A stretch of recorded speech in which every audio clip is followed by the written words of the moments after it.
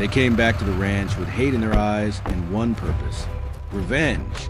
Not a single warning, not a knock on the door, just old wounds tearing open under a fading sky. Everyone in town thought they knew this rancher, a quiet man, steady hands, no enemies left behind. But they never asked what he survived. They never asked what he buried. And they never imagined the rules he broke to protect what was his. Because before the night was over, the hunters would realize something too late. This wasn't a man running from his past. This was a reckoning he'd been waiting for. I have lived on this ranch most of my life. Long enough to know how silence sounds when it's heavy. Long enough to feel when something bad is coming, even before it shows its face. The land remembers things people try to forget. Every fence post, every dry creek bed, every scar in the dirt. That evening felt wrong from the start. The sun was going down slow, dragging orange light across the fields. Cattle were calm, too calm. Even the wind had stopped moving. I stood on the porch with a cup of coffee. I wasn't drinking, just watching the road. That road had brought me everything I had ever loved, and everything I had ever lost. I hadn't heard from town in months, which was fine by me. I liked it quiet. People think quiet men have nothing inside them.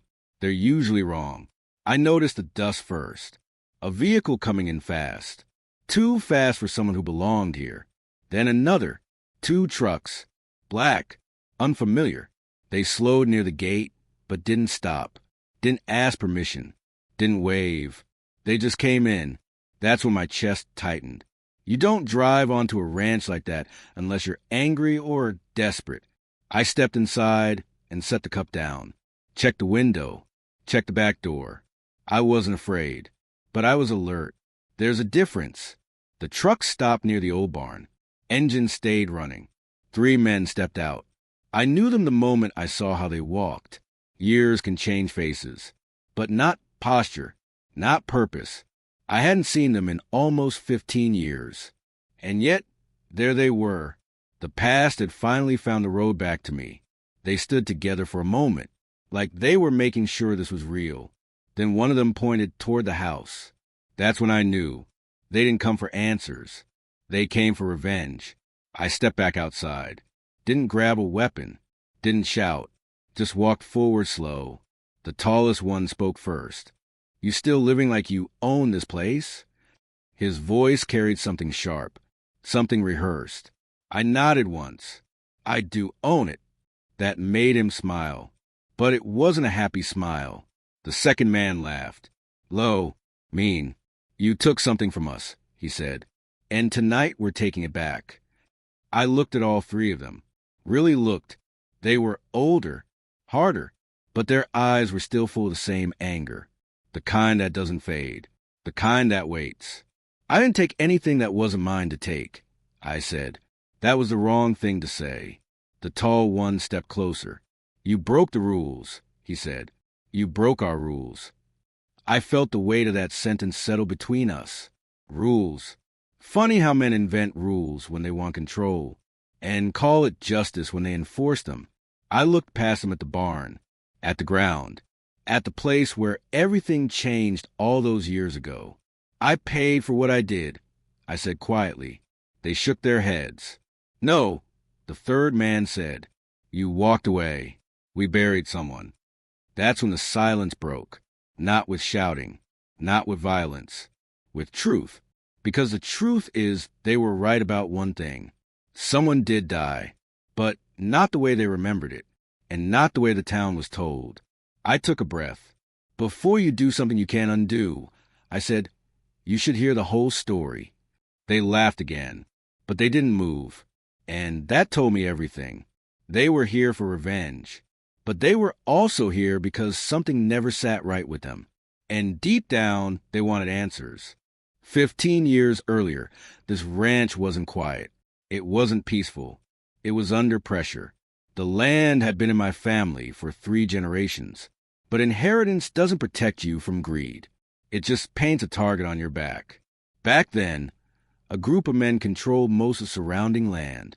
They decided who sold, who stayed, who survived. They called it keeping order. I called it theft with manners. They wanted my property, not to work it, not to live on it, but to break it up and sell it off piece by piece. I said no, more than once. That's when the rules came into play. Rules about water access, rules about grazing paths, rules about what roads I could use. Every rule designed to squeeze me out. One night, they came to the barn, not to talk, to scare me. They brought a younger man with them, a cousin, someone eager to prove himself. Things escalated fast. Voices rose. Tempers flared. Someone shoved me. I shoved back. That's when a young man pulled a gun. I still remember how shocked he looked when it went off. I never touched that trigger. He slipped. He panicked. The shot echoed through the barn like thunder. He fell. The others froze. No one moved. Blood on the dirt. Silence in the air. And then fear took over. They didn't call for help. They didn't check his pulse. They dragged him away. And they told the town a different story. An accident. A fall. No witnesses. I was warned to stay quiet. And I did, because I had a family. Because I had everything to lose. The land stayed mine. But the cost was heavy. I lived with it every day. And now, those men were back, standing in front of me, ready to collect what they thought was owed. Revenge isn't loud at first. It's careful. They circled the house, looked at the fences, counted exits. They wanted me afraid. But what they didn't understand was this. I had already lived with fear for 15 years, and it had taught me patience. The tall one stepped forward again. "We're not leaving," he said, "until justice is done."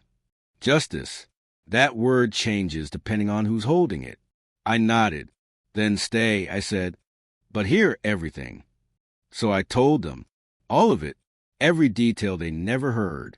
The hesitation, the panic, the cover-up. Their faces changed as the story went on. Anger gave way to doubt. Doubt gave way to something heavier. Guilt. One of them sat down. Another looked away. Because revenge sounds simple until it collides with the truth. No guns. Just men facing what they helped create. They realized the rules they enforced had destroyed more than one life. They stayed until morning. Not as enemies, but not as friends either. When they left, it wasn't with revenge. It was with the weight of knowing. The ranch is quiet again. But quieter doesn't mean empty. It means settled. Revenge didn't come that night. Justice didn't either. What came was reckoning. The kind that makes you live differently. The land still remembers. But now so do they, and so do I.